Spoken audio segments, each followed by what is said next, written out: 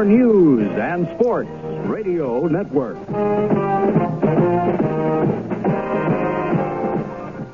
And now WBEN Buffalo, broadcasting at 930 kilohertz, begins another day of service to the Niagara frontier. Our studio-to-transmitter link, WEF90, operates at 949 megahertz. Tonight's Mystery Theater is brought to you by AM&A's, downtown and 6 suburban stores, including the new Lockport store. The CBS Radio Mystery Theater presents...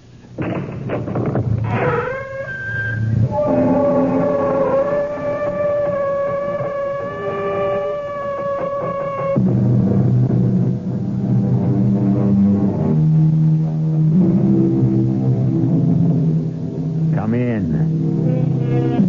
Welcome. I'm E.G. Marshall. Won't you join me? It's dark and cozy inside here. The perfect place to curl up and listen to another tale of suspense and danger. This time, it's the story of a very unusual get-rich-quick scheme. But even though our story is educational and instructive, we don't want you to listen in the hopes of duplicating our hero's plan for instant wealth. You may find it difficult to begin where he begins, by dying a violent death. Because after that, what do you do for an encore? Jerry, this is crazy. You'll never get away with it. I am getting away with it. But they'll find out. No, they'll never catch on. And before I'm through, I'll be the richest dead man in the world.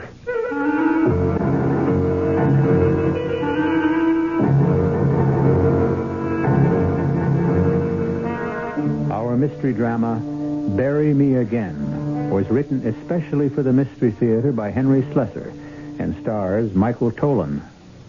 It is sponsored in part by Buick Motor Division and Contact, the 12-hour cold capsule. I'll be back shortly with Act One.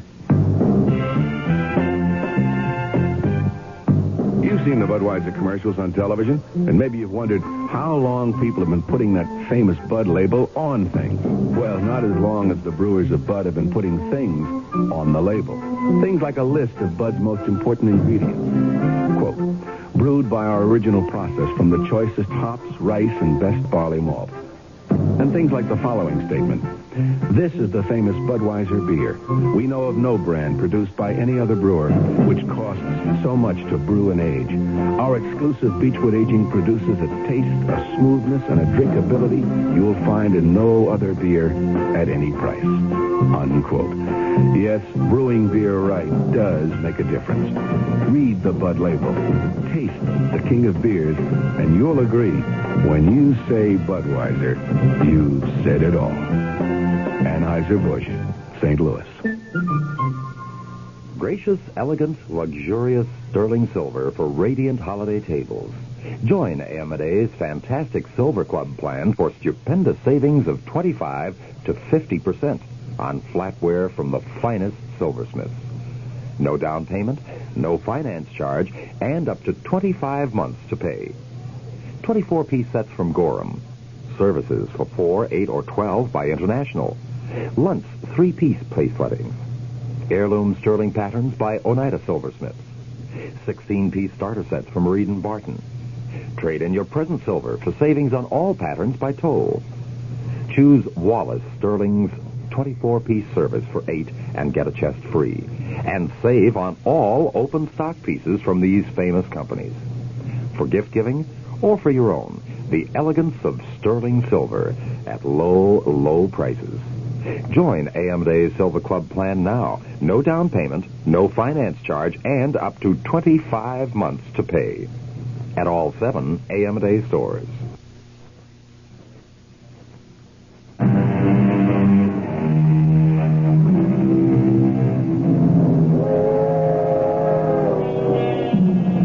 Some people think that the sound of a train whistle fading into the distance is probably the most melancholy sound in the world. But the people aboard those trains, which crisscross the country, can be melancholy too. As the cracked Chicago Express streaks into the dark stretch of track between Union Station and the town of Fairmont, One of those passengers is staring gloomily into his own reflection in the soot-darkened window. It may be interesting to follow his thoughts. Minus $10,000. Minus $10,000. That's where I'm at after 36 years of living. 36 years of working and sweating and dreaming dreams that never had a prayer of coming through.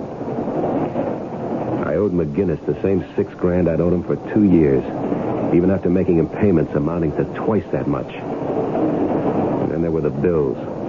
The dentist, the credit card company, the automobile dealer. No, I could scratch that one. The car had been repossessed just the other day. That's why I was taking the train instead of driving to Fairmont. Not that I expected it to do much good. The chances of hitting my maiden Aunt Hilda for money were pretty slim. But when you're down, you'll try anything. And with the thought of McGinnis and his goons coming around for payday again, I was ready for anything at all. But maybe not quite ready for what happened. Pardon me, is this seat taken? Huh? Oh, no. That's all right. Sit down. Oh, thanks. You know, I haven't been in a dining car in years. I didn't know they still have them. Heck, some people don't know there are still trains running. I guess that's so. Everybody thinks in terms of flying these days. I don't like to fly myself. Heck, for most trips, you don't save any time anyway. By the time you get to and from the airport. Yeah, I suppose so. Yeah, you do a lot of traveling? Not if I can avoid it. Well, I can't, unfortunately. I'm one of those traveling salesmen you hear about. But you know something? I never met a farmer's daughter in my life. How do you get a drink here? I've been wondering that for the last 15 minutes. Well, it looks like you've got a drink. Oh, sure. That's my own private stock. I always carry a pint bottle with me on these long train trips just to break the monotony. Yeah. Come on, give me a water glass. Hey, that's very kind of you. My pleasure. Well, here's looking at you. Right. And here's to the farmer's daughter. Maybe you'll meet her this trip. Just hope my wife doesn't find out.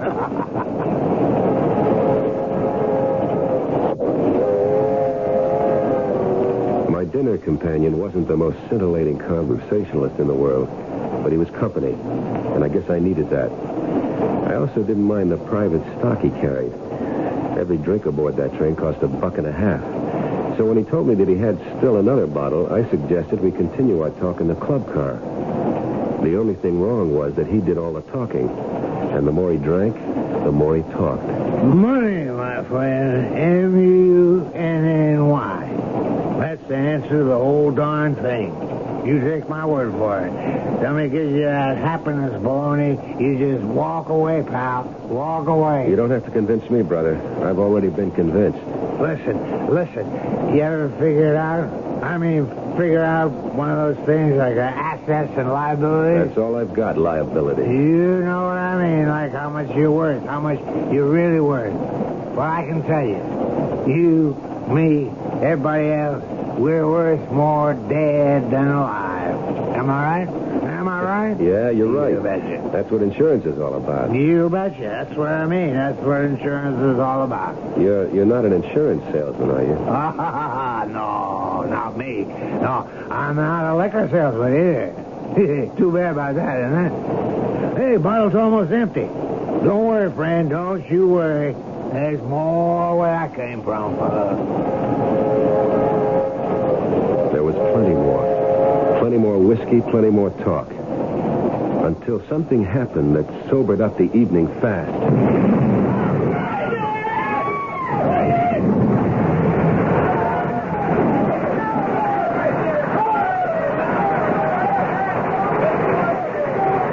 I don't know how long I was unconscious. Judging from the things that were happening around me, it couldn't have been more than a few minutes after the crash. After the express had plowed into the freight train and had somehow been switched into its path. I felt lousy, but I was still in one piece. When the impact came, I fell against the leather sofa, and it toppled over me. When the hard stuff came down, I had a built-in bomb shelter. Nobody else around me was so lucky. I saw the traveling salesman, and I knew he was never going to meet that farmer's daughter. Then I saw something else. The money that peeked out of his wallet, still nice and green. I had the sense to grab the wallet before I crawled out of the overturned car. I stood up as soon as I felt cold air on my face. Within seconds after I left the wreck, the tiny fires that had been burning all around got together in one giant ball of flame.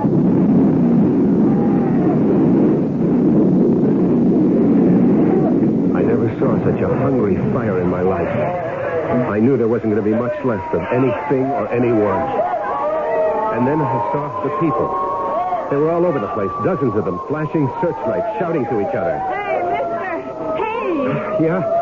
What is it? Are you okay? Yes, I'm all right. I just a little shook up. Well, they're putting up a first aid station down this line. Want me to help you over there? No, I'm all right, thanks. No, I'd better take you there.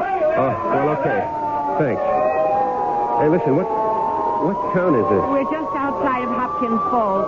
We heard the crash all the way to town. Sounded like a bomb went off.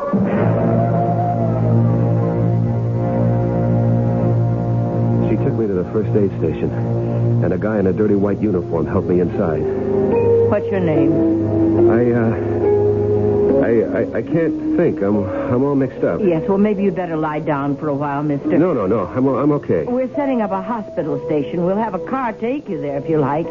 It'll be a while before the ambulance gets here. No, I'm not hurt. I'm just mixed up. Is it far to town? You're really in no condition to walk. Just tell me how far it is. Well, about a quarter of a mile in that direction. Thanks. That's all I want to know.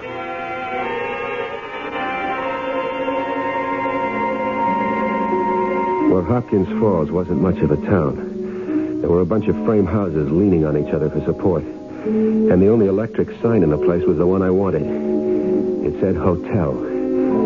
It took me quite a while to find the desk clerk lurking behind the rubber plants in the lobby. He looked at me curiously and spun the register in my direction. I chuckled when I saw the empty page. When I asked for a room with bath, he almost swallowed his store teeth. I signed the register Benedict Arnold and went up to the shabby room on the second floor. When I closed the door behind me, all I could do was head for that bed. The springs gave in with a rusty sigh, but I couldn't care less. Sleep hit me like a TKO.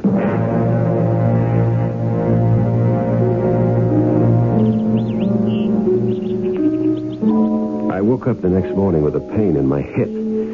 At first I thought I'd broken a bone, but then I realized it was only the bulge of the wallet in my trouser pocket. I counted the money. $110. It would be enough for a little while. Then I picked up the phone.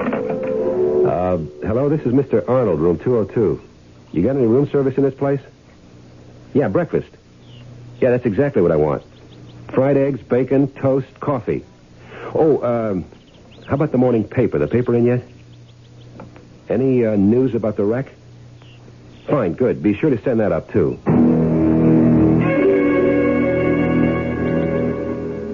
The breakfast was no better than I expected. The toast was soggy, the coffee watery, and the eggs almost inedible. But the local paper, that was something else. The train wreck had taken over the whole rag, all 4 sheets of it. It was probably the biggest news that ever hit this whistle stop. I turned to the casualty list. It wasn't complete, but it had what I wanted. So I grabbed the phone. I want to make a call, long distance. Hello, operator? I'd like to place a call to Chicago, person to person, Mrs. Gerald Horton, 1240 Lafayette Street. Yeah, I'm in room 202. The name is Arnold. First initial B.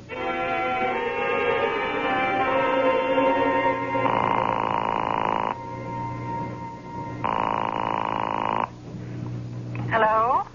Myrna? What? Is that you, Myrna? Who is this? Is anybody with you? It's Jerry. Jerry, where are you calling from? A town called Hopkins Corner or something like that. Listen, are you alone? Well, yes, of course I'm alone. But why are you talking this way? Because this hotel has walls like tissue paper, that's why. Myrna, did you read about the wreck? The wreck? The train, the Chicago train. It hit something, a stalled freight train. Dozens of people were killed. Oh, my God. Jerry, are you okay? Quiet. Yes, I'm okay. I got a little banged up. Nothing serious. Oh, thank God. But why aren't you in a hospital? I don't need a hospital. I told you I'm not hurt. I'm just dead. What? You heard me. I'm dead, honey. What are you talking about? Myrna, listen carefully. There's been a mistake out here. A big mistake. And we're going to make the most of it, understand? No. Well, listen and you will. They got me down on the local casualty list. They think I'm dead. Do you get what I'm saying? They've listed me as dead. But how can that be? Well, I must have helped it along a little. I switched wallets with a guy. His was fatter than mine, but he had no use for it anyway. But then the whole train caught fire.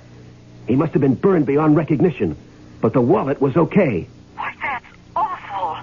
You'll have to tell them. No, I don't have to tell them a thing. Why should I? But what for? No, now listen. What's the only valuable thing we own? What? You know about the insurance policy? Yes. $75,000. $75,000.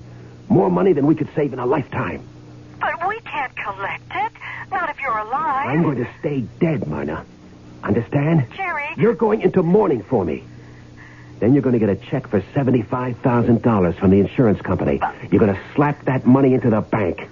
Then we're going to wait a while and leave town. But how... You and me and the money makes three. Now do you get it? Jerry, that's illegal. What do you mean illegal?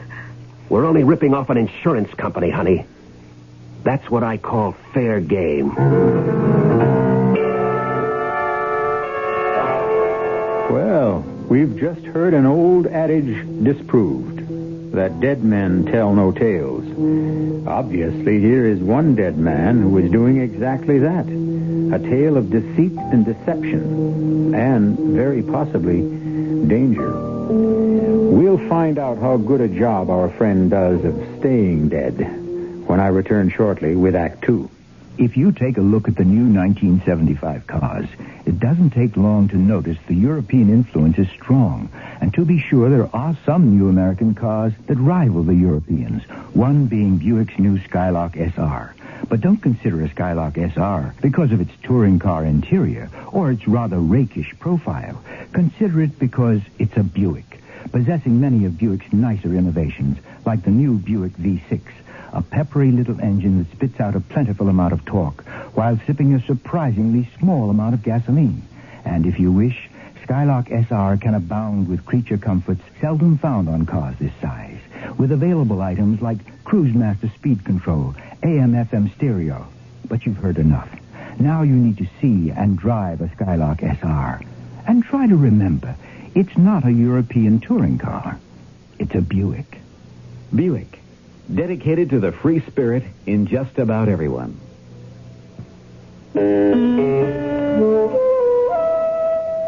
The strangest thing happened last night when I was walking home from work.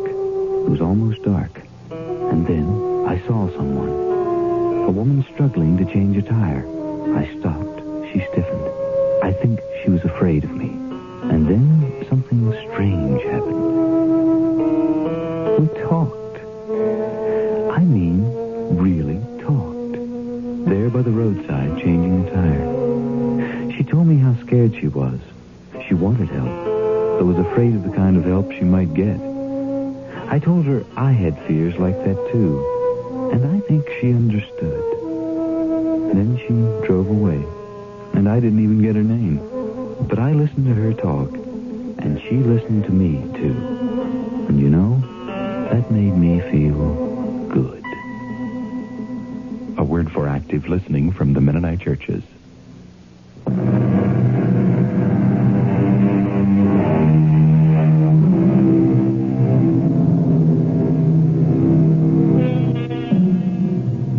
Jerry Horton didn't get to see much of the town of Hopkins Falls.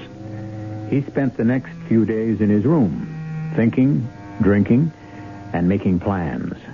It was a pity. The quiet, rustic atmosphere and the countryside might have soothed the savage temperament of the man. But Jerry Horton was far too excited by an image of the future. However, since this is Jerry's story, we'll let him tell you the rest. The $110 lasted me 5 days. It bought me a new suit of clothes at the local emporium, my room and meals, and a bus ticket back to Chicago. I bought myself a cardboard valise, too. I figured a traveling man with a suitcase was less obvious in a crowd. On Friday morning, I put the local phone book, the Gideon Bible, and a couple of hotel towels into the valise and said goodbye.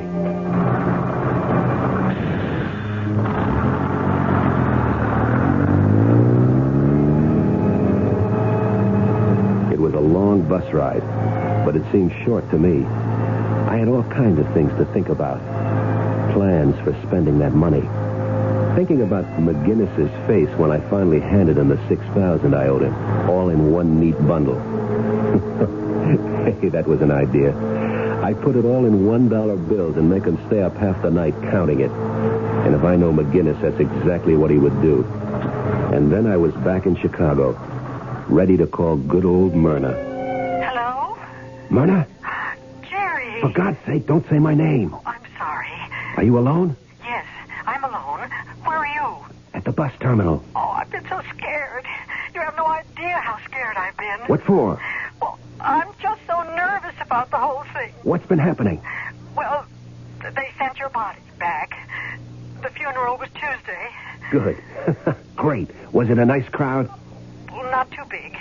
Sandy and Jane couldn't make it, but Dorothy and Tom were there, and Mother was going to fly in from L.A., but I told her not to bother. I mean, well, it seemed silly. You didn't tell her anything? Well, no, of course not. Do you think I'm crazy? Do you think I could tell her that it was some perfect stranger I was putting in the ground? Oh, Jerry, it was awful. I mean, we picked out that plot together and everything. I was going to be right next to you. Never mind that stuff. We've got more important things to worry about. Living things. Oh, what are you going to do now? I don't know yet. I'm broke. I don't even have enough money for a hotel room. But you can't come here. I know I can't come there, but I've got to eat. So you got to help me. Look, you put about $300 in an envelope and address it to John Nolan, care of the Montgomery Hotel. Did you get that name? Yes. John Nolan, Montgomery Hotel. Don't write it down. You can remember it. Yeah, John Nolan, care of the Montgomery. I'll check in there this morning. Don't try to reach me. That's just asking for trouble. You got it? But what if somebody recognizes you? Don't worry about it. You know the Montgomerys out of our class. So try and make it small bills, okay? No use attracting more attention than I have to. Okay? Yes. Okay. Oh, Jerry, I hope we're doing the right thing. You'll see how right it is when that money comes in, Myrna.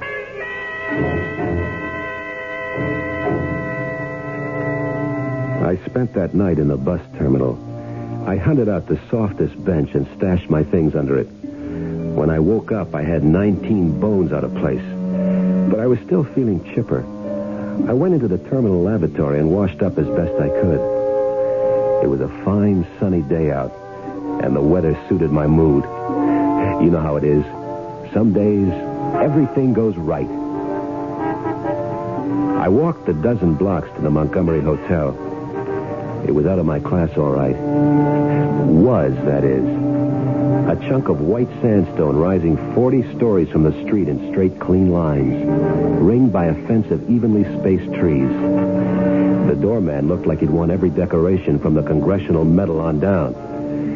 It felt good walking on the wine-colored carpet that led into the plush lobby, knowing there was money and a hot shower waiting for me inside. I walked up to the desk like a bored millionaire and scratched my unshaven cheek in a kind of wry manner, like I was a playboy who was out on the town all night. Yes, sir. May I help you? I'd like a room, please. Did you have a reservation? No, I don't, but can you fix me up with something anyway? Yes, sir. I'm sure we can. If you'll just sign the register. I believe you may be holding some mail for me. I told some friends I'd be stopping here. What name, sir? Nolan, John Nolan. Well, let me check. No, I don't see anything for... Oh, wait a minute. Here it is. Oh, thank you very much. Front. My room at the Montgomery wasn't fancy. Just a nice room with not much of a view. But I liked it better after a shower and shave. And when I flopped on the big sofa bed, I opened the envelope, lit a cigarette, and counted the money. There were $240 in it, and a note that said, sorry, all I could get, M. Well, it didn't really matter. It would be enough to take care of me for a few days. Then the insurance agent would be around to see Myrna, and money like this would be only car fare. I felt so good that I decided to spend some of it on the best meal I could buy in the hotel restaurant. I was just finishing up when my luck threatened to turn. Well, for Pete's sake, it's Lefty. Is this Lefty? Union High School, right? I'm sorry. I think you must have the wrong guy. Hey, did I change that much? Yeah, I guess maybe I have. I don't know where all the hair went. Down the sink, I guess. Douglas is the name, remember? Kenny Douglas. No, I'm afraid I don't. Oh, well, I can't be that wrong. I've got a good memory for faces. Not so great on names, maybe, but they called you Lefty because of the baseball team. I'm sorry, mister. I must look like this friend of yours, but I'm not him. I never went to Union High. I never went to any high school, as a matter of fact. Well, I could have sworn. And as you can see, I'm eating with my right hand. Yeah. That's right. Yeah, but you sure look like the guy, or the way he would look 20 years later. I'm sorry to have bothered you. By the time the guy had left my table, I was covered in sweat from head to foot. Oh, I remembered Kenny Douglas all right. I think I still had his monogrammed cigarette case in his shoebox at home. He was a snotty rich kid. It had been a pleasure to rip him off. But right now, it was relief to see him leave. And a relief to switch the fork back to my left hand. After the third day, I started getting anxious.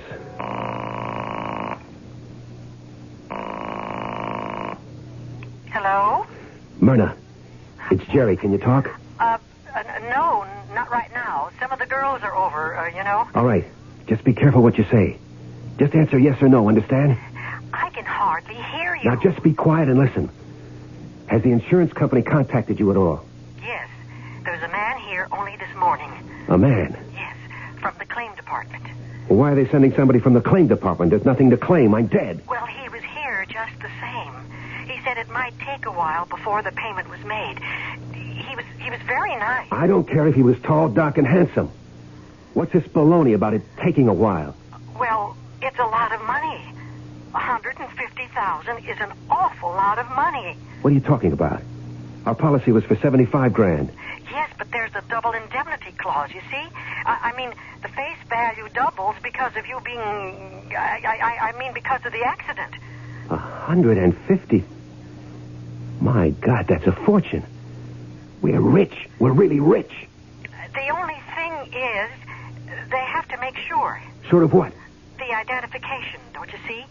Everybody was so burned up in that terrible For wreck. Pete's sake, I was identified. I read my name in the paper on the casualty list. Well, he said it'd be all right. He said it was just a matter of a couple of days. It better be all right. I'm running out of cash. I won't be able to afford the hotel bill. Well, I just can't send you any more money.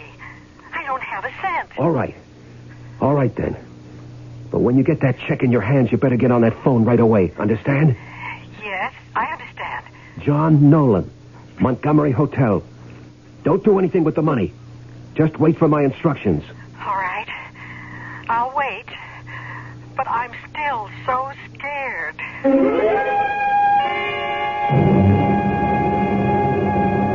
$150,000. I couldn't believe it.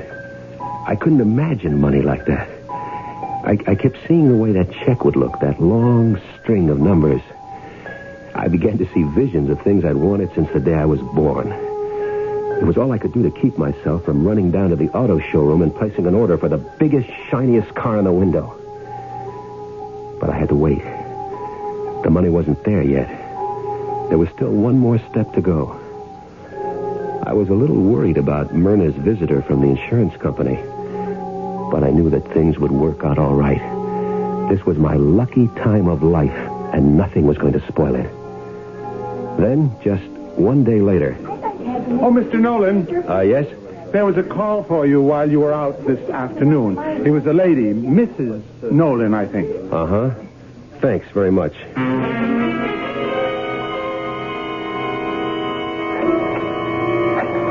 My hands were shaking so bad that I could hardly dial Myrna's number.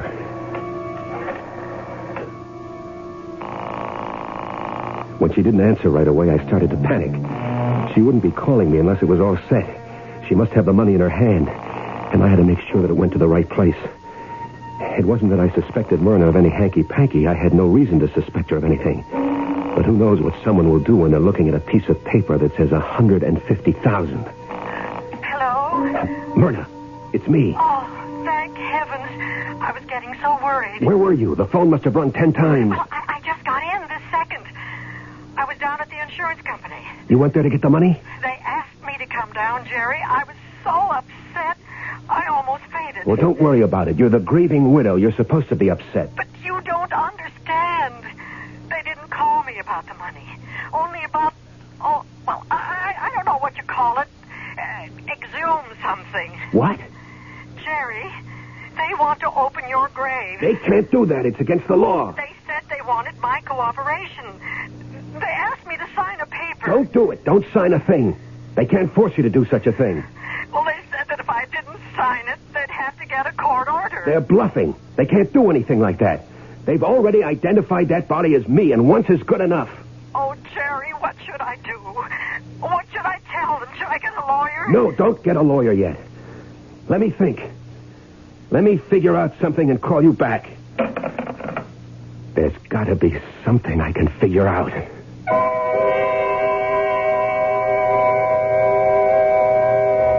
As Robert Burns once told us, the best laid plans of mice and men oft go astray. Even the plans of dead men, it seems. But I think we have a resourceful gentleman here who won't let a mere detail stand between him and his dream. Will the insurance investigators create a rude awakening? Or will our hero find some way to put the number 150,000 into his little green book? Just wait right there, and I'll return with the answers shortly in Act 3. Give your hand to a friend. Give your heart to your love. But give your cold to contact. The sooner the better. The common cold is a rotten thing. You miss so much. Sneezing, drips, and congestion can drag you down. Then, ask yourself the contact question. 6 or 3 or 1? You'd need 6 cold tablets, 2 every 4 hours, or 3 ounces of Cold's liquid, 1 every 4 hours, or just 1 contact for up to 12 hours continuous relief of those symptoms. That's daytime, then nighttime relief. Both the others have things for aches and fever, and the liquid, something for coughs. Not found in Contact 600 Tiny Time pills. Give your cold to contact. 6 or 3 or 1. Take Contact. Only as directed. Who knows what troubles lurk in the hearts and minds of consumers? The man from the Better Business Bureau knows. Oh, Irene, this new sofa is gone already, and... Why, what's that inside the cushion, John? Oh my heavens, it's crumpled newspaper. How did we ever buy a sofa like this? What can we do? I'll tell you what to do. Who are you, sir? I'm the man from your Better Business Bureau. When you shop for furniture, it's what's inside that counts. Fancy coverings can hide a variety of shoddy workmanship. Read the law label that must be stitched to the furniture. It will tell you the filler material used, and buy from a reputable dealer. Oh, thank you, sir. We'll know better next time. Not at all, ma'am. Just another tip from your Better Business Bureau.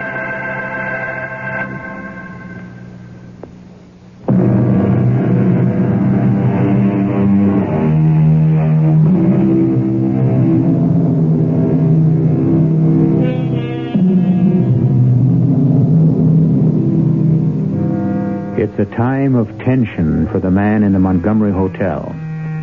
Now every hour seems to stretch ahead interminably. The watch ticking on his wrist seems to have hands made of lead.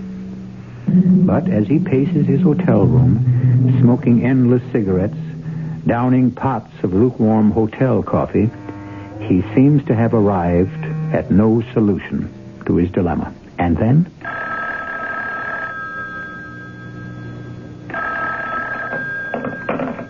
Yes? It's me. I told you not to call me direct. I said always leave a message with the desk clerk. I've got to talk to you. All right. What's happening? They got the order, Jerry. Oh, Lord. There was nothing I could do to stop them. They said I was wrong to have you buried so fast, that there was too much money involved. Listen, you don't think they suspect anything? No, I don't think so. I've been careful, I swear I have. Those insurance guys are sharp, you know. I'm telling you, I haven't done anything wrong. I've been crying my eyes out just as if you really got killed. Everybody keeps telling me that I'm taking it too hard. What they don't know is that I'm scared. All right. Just calm down. Maybe things aren't that bad. How could they be worse? You didn't see what I saw after that train wreck. After the explosion. They had pictures in the local papers. The victims didn't look human anymore, I'm telling you. They were just like pieces of charcoal. How awful. Even if they open that coffin, they won't see anything but a handful of ashes. So stop worrying. Are you sure, Jerry? I'm sure. At least I think I'm sure. And what if they figure out that it's somebody else? Okay, so we lose the bread. The wrong man got identified. It wasn't anybody's fault, right? And as for me, I guess I'll be just another runaway husband. Jerry, you don't mean that. No, don't worry. You'll be seeing me again. Broke as usual. Unless our luck holds. Pray that it holds, baby. Oh, Jerry, you never call me baby anymore. Never mind what I call you. You call me the minute anything happens.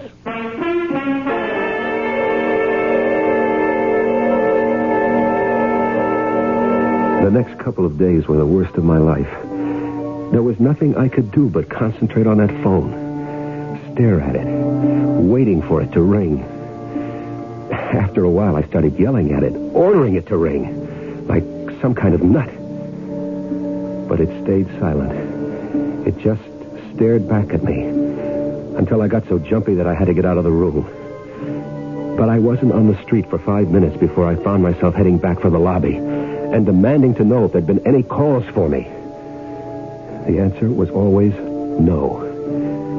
And then, on the morning of the third day after Myrna's call, when I wasn't even thinking about the phone, it rang. Hello? Jerry, it's me. I've been going nuts here. Why didn't you call me before? There was nothing to say. You told me to call you when something happened. Well, something must have happened by now. Did they exhume the body? Yes, they did. Well, go on. Jerry, it was just like you said. I didn't see the body, but the insurance man told me about it. He said he felt awful describing it to me, but he thought I should be told. Jerry, there were only ashes in that coffin. Thank the Lord. I was so scared, but it's all right now. Everything is all right. No, it won't be all right until you've got that money. But I do have it. What? That's what I'm calling about. I've got the check. It's right here in front of me. $150,000. I never knew there was that much money in the world. Okay, now listen close. Here's the way we're going to handle it. The first thing you do is deposit the check to the regular account. Yeah, I was going to do that this morning. I was so afraid to have such a big check in the house. All right, so deposit it. And then go to the Chemical National Bank, the one on Clover Street, near the Arch. You know the one I mean? Yes, but what for? Just listen and do what I say. You go to that bank and say you want to open a joint savings account for you and your husband. Only now, you're Mrs. John Nolan. Understand? But I can't open an account by myself. Yes, you can sign all the papers there. and then collect the forms that I have to sign. Understand? Yes, I see. Put all the forms in an envelope and send them to me here at the Montgomery. All right. I'll get them in the mail as soon as possible. No, you can drop them off in person at the desk. The Montgomery is right around the corner from the bank. Leave it at the front desk for Mr. Nolan.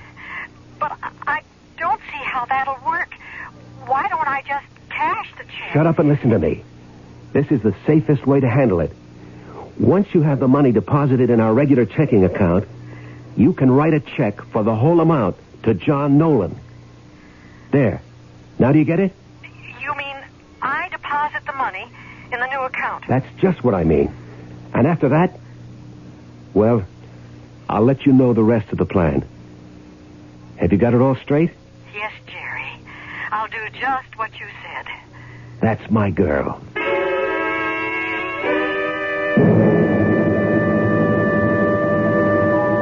It was cloud nine time. I felt like I was floating. Like I was drunk on expensive champagne. And it wouldn't be too long before I was. I was mentally throwing out every shabby suit in my closet and replacing them with custom-made threads. I was so stuffed with dreams that the next few hours passed by in a pink haze. Hello? Mr. Nolan, I have an envelope here for you. Shall I send it up? Yeah, thanks. Send it right up.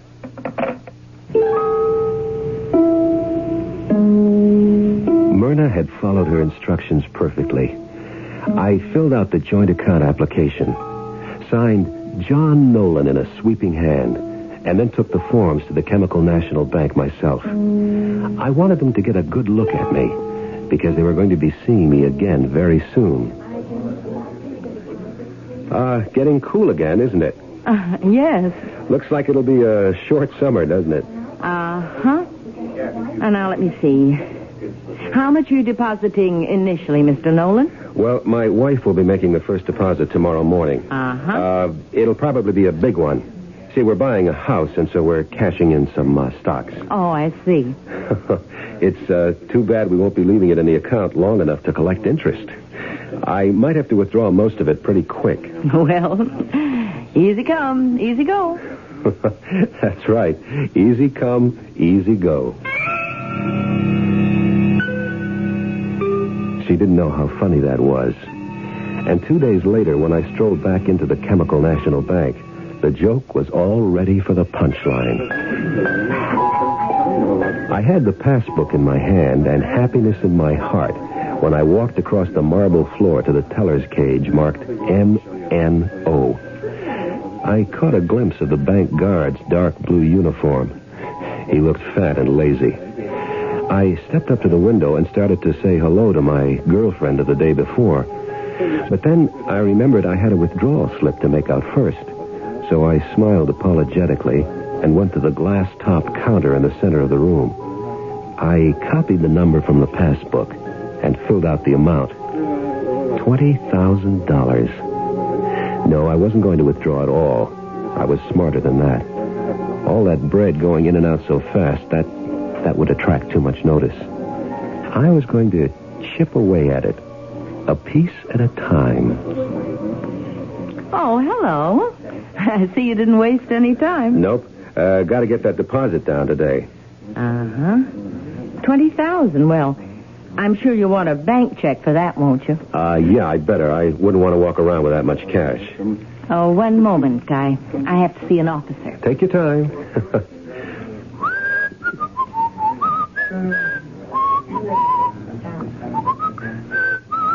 Mr. Nolan? Yes? I'm Bill Harkness, assistant manager. Would you mind stepping into my office a moment? What for? Oh, it's just a technical matter regarding your account. Why, what's the matter with my account? The money's on deposit, isn't it? It says so in my passport. Oh, yes. Everything's in order. But you see, when any large withdrawal is made, we're required to fill out certain forms. Well, I never heard of anything like that. It won't take long, I promise you.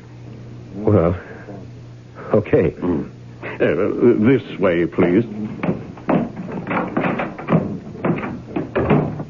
Now, Now, if you'll sit right here, I'll have the form in just a moment. Well, I'd waited almost a month already for this, so I figured I could wait another few minutes. The only thing is, I didn't realize what I was really waiting for until the door opened and Harkness returned. This time he had another man with him, and a woman who I supposed was his secretary. Sorry it have been so long, Mr. Nolan. Well, that's okay. Just let me get my check and get out of here. I've got things to do. What sort of things, Mr. Nolan? Oh, I didn't get your name. I'm Lieutenant Whalen. Police? Police? Wait a minute. Are you implying that I'm doing something illegal by withdrawing money from my own account? You're doing something illegal, all right, Mr. Nolan, so why don't you tell us all about it? Listen, if this is an arrest, I'd like... Sure, I know. You've got rights. You don't have to say anything to incriminate yourself. Well, I've got a few things to say, let me tell you. And who are you? What's the matter, Jerry? Don't you know your own wife? Your own baby? Wait a minute. My name is Nolan. John Nolan, and I can prove it. I've got a driver's license here. Look at it. And I'm Myrna, your own loving wife, Jerry. How come you don't recognize me? I know why, Mr. Nolan. Because you really are John Nolan, and the real Jerry Horton is dead, killed in that train wreck. I should have guessed it the first time you called me.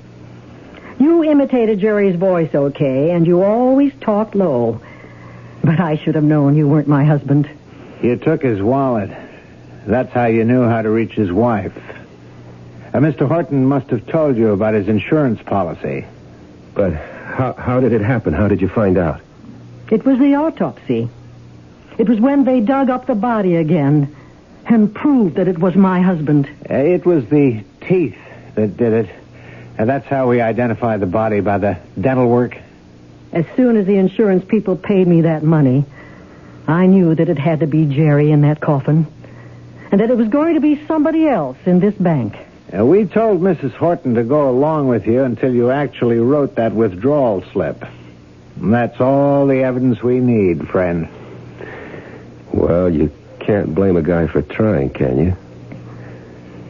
So I guess the money is all yours, Mrs. Horton.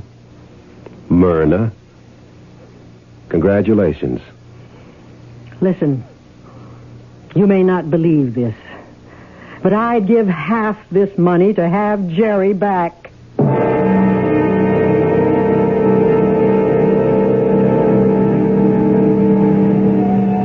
Of course, the moral of our story is that crime doesn't pay, even if the insurance companies do. And now you see why we don't recommend our hero's method of getting rich. Because now, Mr. Nolan is going to be going somewhere that boasts no champagne, no fancy cars, and very little change of wardrobe. I'll be back shortly. How many things can your family do together? Go to a movie?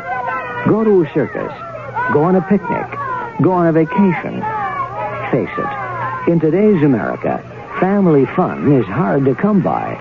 And with busy schedules, just getting the family together is not an easy thing to do. How would you like to have a little family fun every week? How would you like to learn together? How would you like to grow together?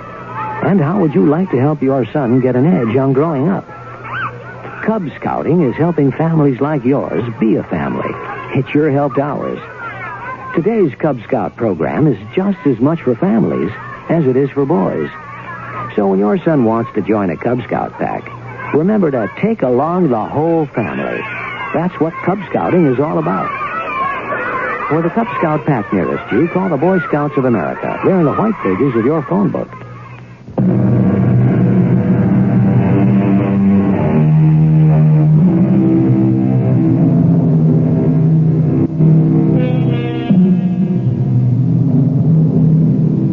We have to admit that there's something fascinating about confidence games. They say that the essential ingredient of a good swindle is to play upon the greed of the victim. So the next time someone offers you a way to make an easy dollar, make sure you're not dealing with the wrong man.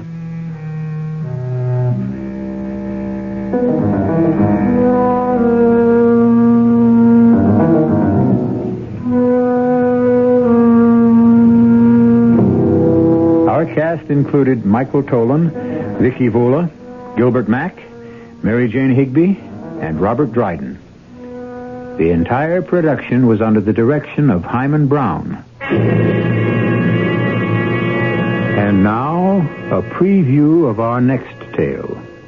What do you have in the pet carrier box? I hate to tell you, but... Oh, dear, not again. I'm afraid so. Oh, you are so careless with pets, Hugo. There's 4 cats dead already this year. You'll want to bury this one out by the roses, too. If I may.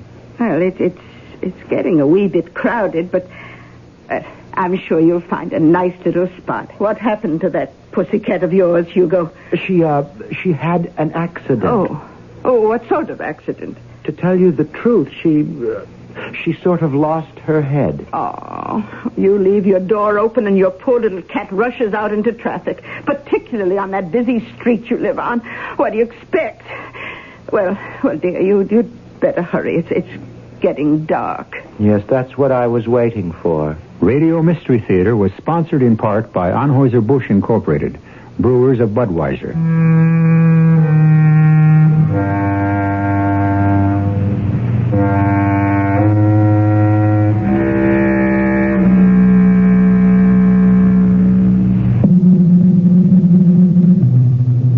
This is E.G. Marshall inviting you to return to our Mystery Theater for another adventure in the macabre.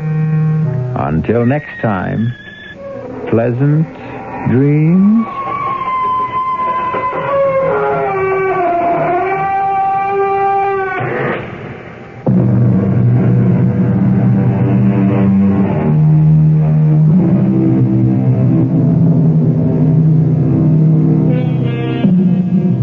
Tonight's CBS Mystery Theater has been brought to you by AM&A's, downtown and 6 suburban stores, including the new Lockport store.